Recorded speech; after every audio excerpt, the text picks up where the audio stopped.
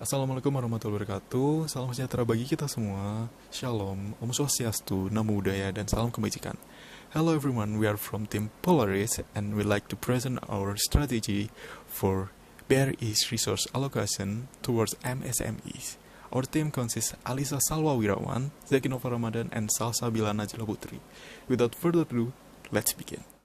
BRI serves 34.2 million micro and ultra-micro borrowers, anchored by roughly 27,000 mantri in the field, a village-level force no competitor can quickly replicate. But look at the trend lines. The borrower base is contracting, now for a third consecutive year, even as the loan book keeps growing. Value is concentrating in the customers BRI already has, not expanding to reach new ones. And BRI's empowerment platforms, despite reaching millions of MSMEs, remain far behind the actual scale of the problem. That's the paradox: bigger loan book, shrinking base, and a widening gap underneath it. So where exactly does the gap live? Follow the funnel. Link UMKM, BRI's literacy and assessment platform, has 14.9 million registered users. 11.4 million have been assessed as night class. Of those, only 0.8 million reach the modern cluster, market ready. And on newpasar.id, BRI's transaction platforms, all of 2025 produced just 5,465 transactions across all channels. That means only 0.68% of market-ready MSMEs ever actually transact through a BRI channel, and zero transaction happens on Link UMKM itself, because it was never built with a transaction rail. The pattern is unmistakable. BRI has built the capability to make MSMEs ready. It has not built the bridge to the market. To understand why the bridge is missing, we ran a VRIO analysis on BRI's core research, the mantri. Valuable? Yes. Rare? Yes. Inimitable? Yes. Decades of village-level trust that can be digitized quickly. Organized? Only partially, because each mantri is stretched across 5 concurrent mandates: lending, collecting, financial literacy, digital onboarding, and empowerment.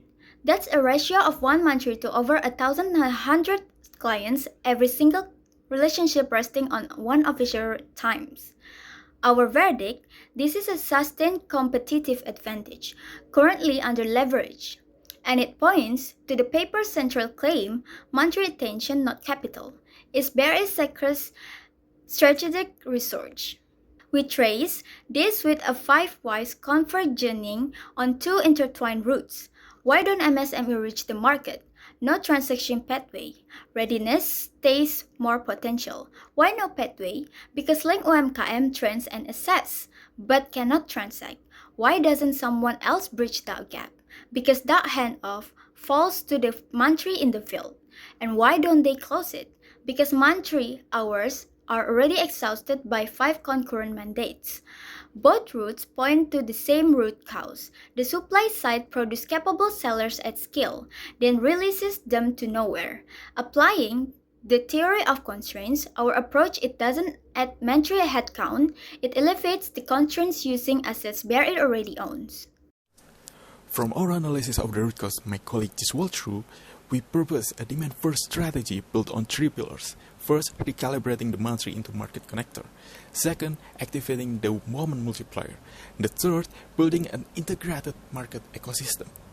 Let me start with the mantri as market connector. Our first root cause is mantri stretched across too many mandates, all aimed at making MSME ready to sell.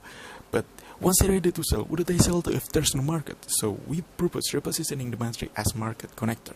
The trade-off is their root and workload, like literacy onboarding and daily transaction, get distributed to Link UMKM drilling agents and our woman multiplier.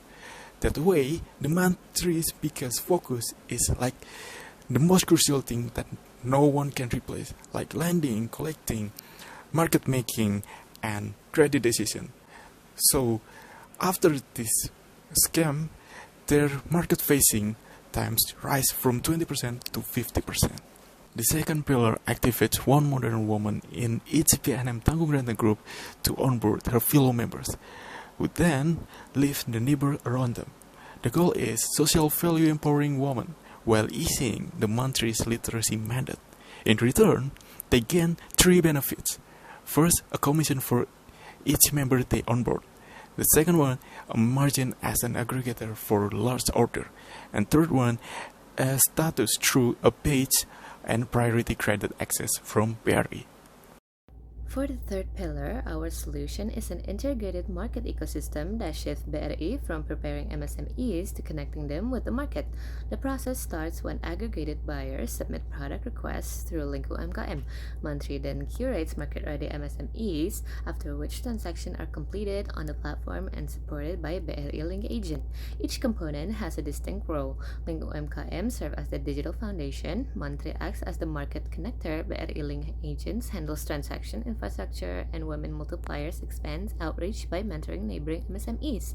Together, these four elements create a scalable ecosystem that enables MSMEs to access sustainable market. These four components are unified under a single initiative called Ibu Naik Kelas, which is implemented in three levels of ambition. The low ambition introduces a transaction rail within Link UMKM, enabling market-ready MSMEs to sell directly through the platform. The medium ambition, which is our core recommendation, activates women multipliers to expand outreach, reducing Mantri's workload while accelerating MSME participation in the market. Finally, the high ambition establishes a fully integrated market ecosystem where financing, buyer matching, and commercialization operates seamlessly to help MSMEs sustainably naik kelas. To implement this strategy, we propose a 5-year roadmap. In 2027, BRI builds the foundation by piloting the transaction rail, integrating new Pasar ID with Link UMKM, recruiting the first women multiplier cohort, and beginning buyer aggregation. In 2028, the platform expands across more regions, institutional buyer contracts are finalized, and literacy became fully self-service. By 2029, a buyer aggregation operates at scale, while MSME graduation is measured by business revenue instead of loan growth. From 2030 to 2031, BRI enters a demand-dominant phase with a national marketplace, export linkage, and a self-sustaining ecosystem where successful MSMEs become mentors and buyers for the next generation. Finally, we propose an 80-20 equilibrium. This does not mean reducing support for MSMEs, but it reflects the success of BRI's existing supply-side programs. As readiness becomes increasingly digital and self-service, resource can gradually shift towards the remaining constraint, which is market access. Through the convergence of Mantri as connectors, women multipliers as amplifiers, and Link UMKM as a real transaction platform, BRI can enable MSME to naik kelas through sustainable market participation rather than continuous intervention. So to bring it all together, BRI's 2027 challenge is market access, not capability. That's why we present a strategy that enables every market-ready MSME to finally sell to the market, turning readiness into real transaction. And that's our proposal. Thank you very much for your time and your attention.